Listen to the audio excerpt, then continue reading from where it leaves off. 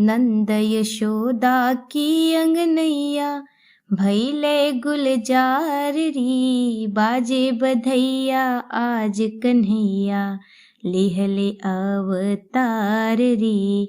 बाजे बधैया आज कन्हैया, लिहले अवतार री। प्रिय भक्तों, आप सभी को जन्माष्टमी की बहुत बहुत शुभकामनाएं।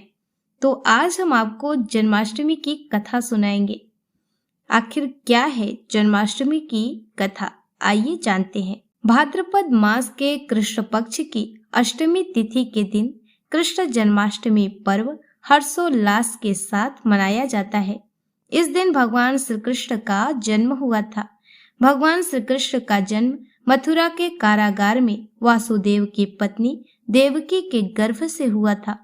द्वापर युग में भाद्रपद कृष्ण अष्टमी की तिथि आधी रात को मथुरा के कारागार में वासुदेव की पत्नी देवकी के गर्भ से भगवान श्री कृष्ण ने जन्म लिया था। श्री कृष्ण ने बुधवार को रोहिणी नक्षत्र में जन्म लिया था। अष्टमी तिथि को रात्रि काल अवतार लेने का प्रमुख कारण उनका चंद्रवंशी होना बताया जाता है। श्री कृष्ण चंद्रवंशी, चंद्रदेव उनके पूर्वज और बुध चंद्रमा के पुत्र हैं। इसी कारण चंद्रवंश में पुत्रवत जन्म लेने के लिए कृष्ण ने बुधवार का दिन चुना। भगवान कृष्ण ने माता देवकी के 8वें संतान के रूप में जन्म लिया था। कृष्ण जी का जन्म मथुरा में मामा कंस के कारागार में हुआ था।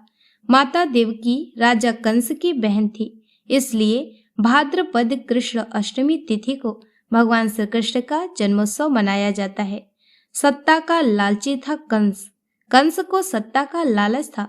उसने अपने पिता राजा उग्रसेन की राजगद्दी छीनकर उन्हें जेल में बंद कर दिया था और स्वयं को मथुरा का राजा घोषित कर दिया था।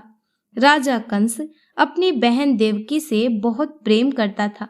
उन्होंने अपनी बहन का विवाह वासुदेव से कराया था, लेकिन जब वह देवकी को विदा कर रहा था तभी एक आकाशवाणी हुई कि देवकी का 8वां पुत्र कंस की मौत का कारण बनेगा। यह सुनकर कंस डर गया। उसने तुरंत अपनी बहन और उनके पति वासुदेव को जेल में बंद कर दिया। उनके आसपास सैनिकों की कड़ी पहरेदारी लगा दी। कंस अपनी मौत के डर से देवकी और वासुदेव की 7 संतानों को मार चुका था। भाद्रपद मास कृष्ण पक्ष की अष्टमी तिथि को रोहिणी नक्षत्र के दिन बुधवार की अंधेरी रात में भगवान कृष्ण ने देवकी के 8वें संतान के रूप में जन्म लिया। श्री कृष्ण के जन्म लेते ही कोठरी प्रकाशमय हो गया। तब तक आकाशवाणी हुई कि विष्णु जी ने कृष्ण जी के अवतार में देवकी के कोख में जन्म लिया है। उन्हें गोकुल में बाबा नंद के पास छोड़ आए और उनके घर एक कन्या जन्मी है, उसे मथुरा लाकर कंस को सौंप दें। भगवान विष्णु के आदेश से वासुदेव जी भगवान कृष्ण को सूप में अपने सिर पर रखकर नंद जी के घर की ओर चल दिए। भगवान विष्णु की माया से सभी पहरेदार सो गए। कारागार के दरवाजे खुल गए। आकाशवाणी सुनते ही वासुदेव के हाथों की हथकड़ी खुल गई। वासुदेव जी ने सूप में बाल गोपाल को रखकर सिर पर रख लिया और गोकुल की ओर चल पड़े। वासुदेव भगवान कृष्ण को लेकर नंद जी के यहाँ सकुशल पहुंच गए और वहां से उनकी नवजात कन्या को लेकर वापस आ गए।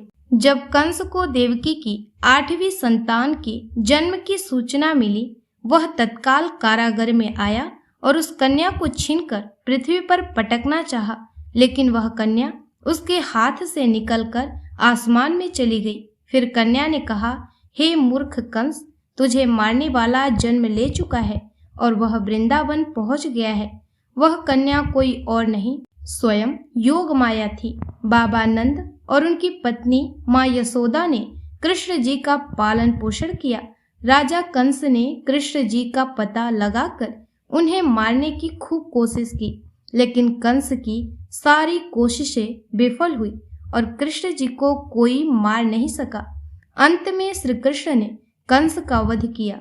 राजा उग्रसेन को फिर मथुरा की राजगद्दी सौंप दी। इस तरह से जन्माष्टमी की व्रत कथा पूरी हुई। भगवान श्री कृष्ण जन्माष्टमी के दिन व्रत रखने से संपूर्ण इच्छाओं की पूर्ति होती है।